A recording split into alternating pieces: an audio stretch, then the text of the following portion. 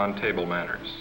Betty, our hostess, is having a few of her friends to her home for a birthday party. She has been to any number of little parties like this, but this is the first time she has given a party all by herself. Like everyone else, she thinks that her etiquette is perhaps not perfect, but good enough so that there are no glaring errors. She is proud of her table arrangement and thinks she deserves a word of congratulation. But the housekeeper must tell Betty she has noticed a few errors. A napkin is out of place. The butter knife belongs on the butter dish, not next to the meat knife.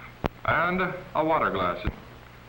Small matters, but they are important when they show whether or not your habits of etiquette are correct.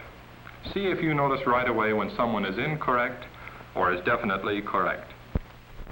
Betty's confidence is shaken a bit, and she has doubts of her correctness. Should she have preceded her guests into the room? Is she directing them to their places properly? Should Betty have used place cards? The young man who is trying, too late, to assist Betty with her chair is Bob. It is his birthday that is being celebrated and his host. He seems to feel at ease and just act as she always does. Notice now what a way of opening his napkin and putting her in his belt. Could that be all right? Bernie and Helen seem quite certain of the way they open their napkins and place them in a half fold in their laps. They seem to be really at ease. But then everyone is more at ease now that the party is really started. The main thing is that they should enjoy each other's company. Betty and Bob aren't worrying about their mistakes for a moment, but in the back of their minds they realize they will have to pay more attention to their manners. They know that the object of correct etiquette is not to make life formal and dull, but to make it fully enjoyable. There are reasons for each act of etiquette, as in a man's assisting a lady with her chair, or the order with which people are.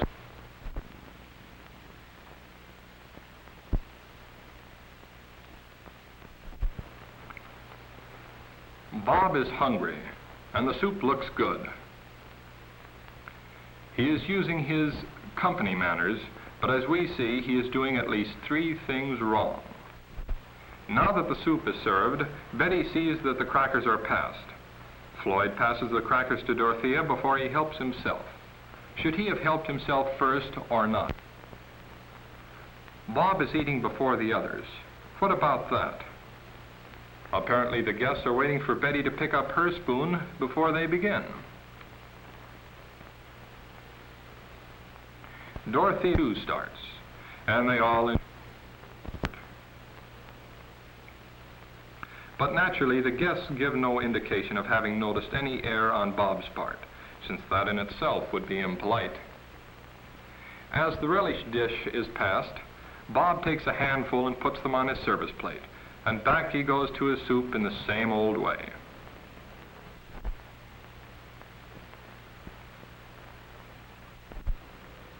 Then Bob notices that the others have placed their relish differently, and changes them from one plate to the other, knowing there is a reason, but what is it?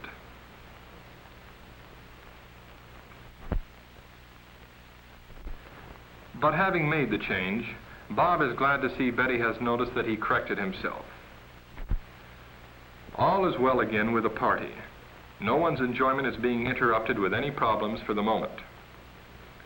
Betty now is running into some problems of her own, things that she hadn't thought of until now. That elbow on the table isn't one of her problems because she isn't even aware of it, but she is aware of the olive as a problem. Is there a correct way of eating an olive? Shouldn't you just pop it into your mouth and eat it? But then how do you take out the pit? With your fingers? And when you have the pit, where should you place it? Floyd seems to have confidence in his way, but also too many fingers. Betty thinks she might try Floyd's way. Betty hopes that she doesn't look as awkward as she feels. Now our hostess feels better about the olives, but right away she sees something else. Dorothy is breaking her celery before taking a bite. It has always been just celery. You ate it in whatever lengths you found it. Is it easier to handle in shorter lengths? And does it look like a smaller bite when you dip it in the salt and then bite off a portion?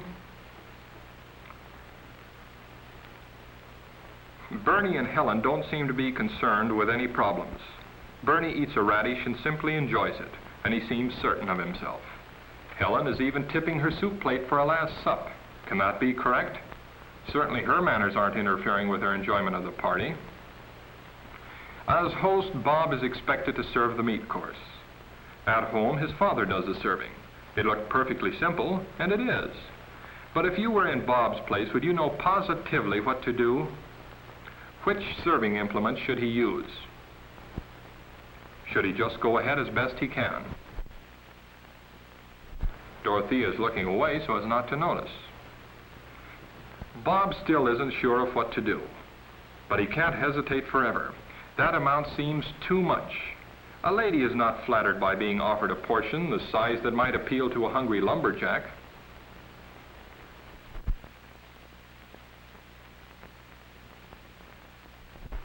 Betty is worried for Bob, but after all, he is trying.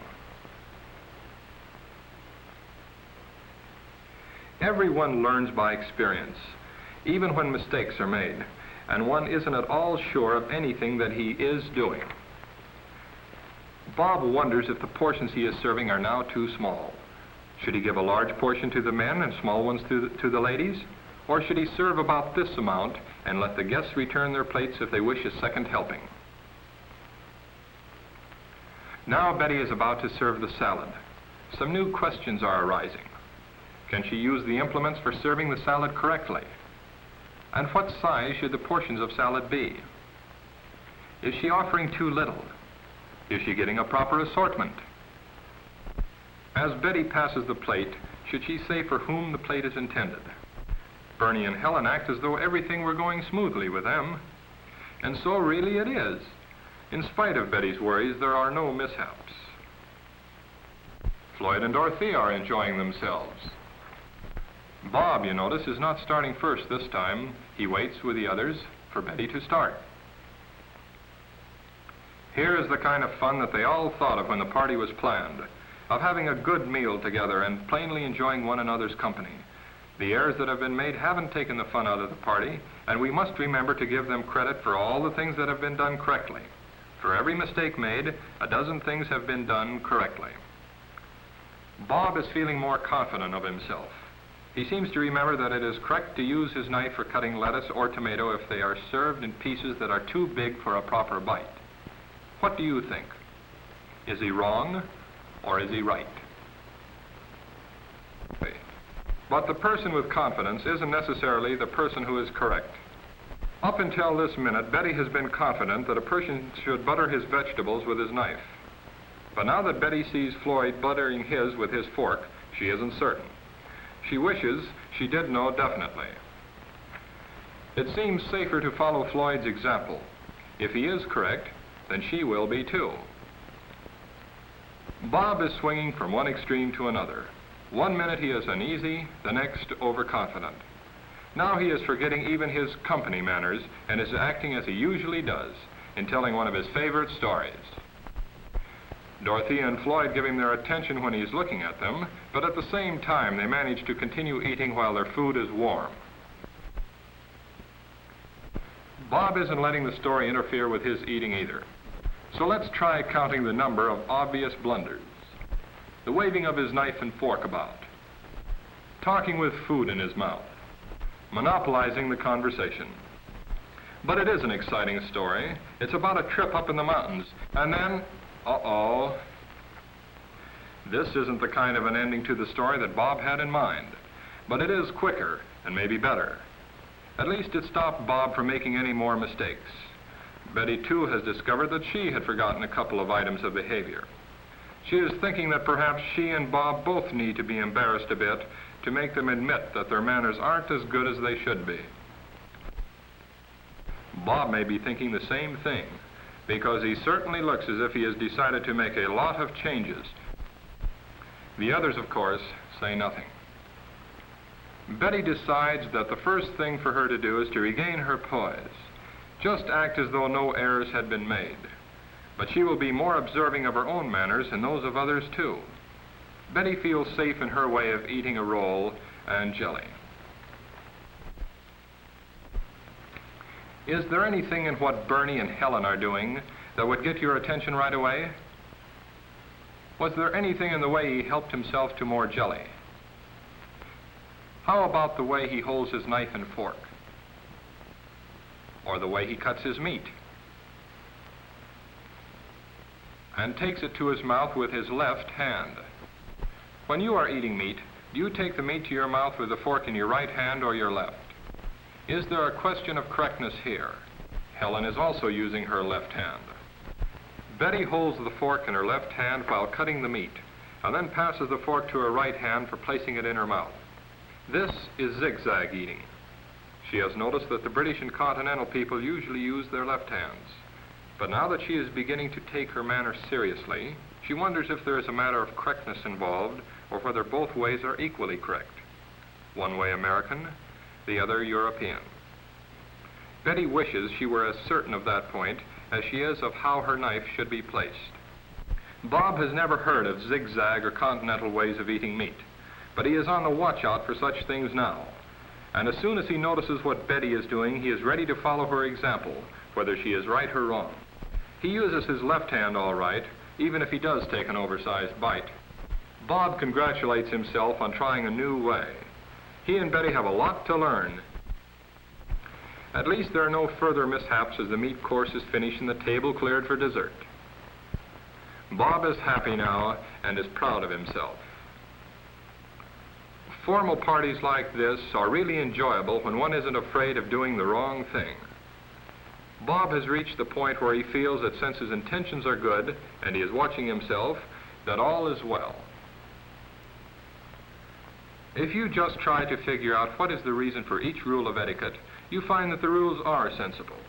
After all, correct manners are simply the way one person shows his consideration for another. In other words, proper manners are your way of showing common politeness. As far as Bob is concerned, this is the best birthday he has ever had. And to top it off, a big birthday cake that Betty had made for him. He really appreciates this. For the cake is a symbol, like the whole dinner, of friendship. A very delicious symbol of the regard that Betty and her friends hold for Bob, particularly Betty. The lighting of the birthday cake with candles is an old custom, and so is the blowing out of the candles. But do you suppose the placing of the candles at the side is a modern touch of avoiding possible germs being blown on the cake? Serving the meat course upset Bob. Apparently serving the cake has its difficulties too. Our hostess isn't certain that she should be helping Bob. She worried about leaving the table to bring in the cake in the first place. Betty wondered if the serving should be left to the housekeeper. What would you say? There is no denying that Bob needs help. He is having trouble with the serving implements again. Do you think he might be able to figure out from the shape and the size of the blades which to use? Cutting and serving your own birthday cake would seem to be a pleasure, but could you actually do this any more gracefully than Bob is? Betty's help may not be as great as she thinks. What of her reaching in front of Bob, and about her placing the dessert forks? Are these correct? Bob accompanies Betty to her place, assisting her with her chair before resuming his serving. He is at least trying to change his habits.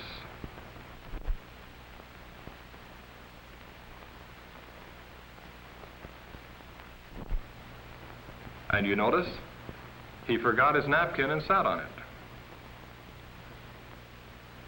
He is serving smoothly now and is not distracting his friends with his difficulties. They are free again to chat as they wish. And once again, the party is fun. Bob and Betty met more problems than they expected. As we are seeing, people like Betty and Bob, who want to entertain their friends and have good times together, forget that poor manners can really interfere with the fun of the party. There is no fun in being worried, unsure, or ill at ease. It is much simpler in the long run to face your problems, find out what the correct answer is, and then when you act in a way that you know for certain is correct, your mind is perfectly free. Of course, all this isn't accomplished just by wishing. There are still habits that have first to be detected and then broken. This is hard. Then new habits have to be formed. But a little study of etiquette will help greatly, and lessons are all practical. Once you have formed correct habits in your manners, you will find that they give you a sense of confidence. That is a reward in itself. Our party is ending.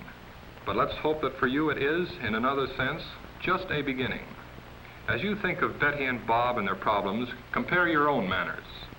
Don't forget that it is by their manners that polite people the world around show their consideration for one another. A dinner party is just one way of enjoying company of your friends. A good meal, good company, real enjoyment, that's what a dinner party is for.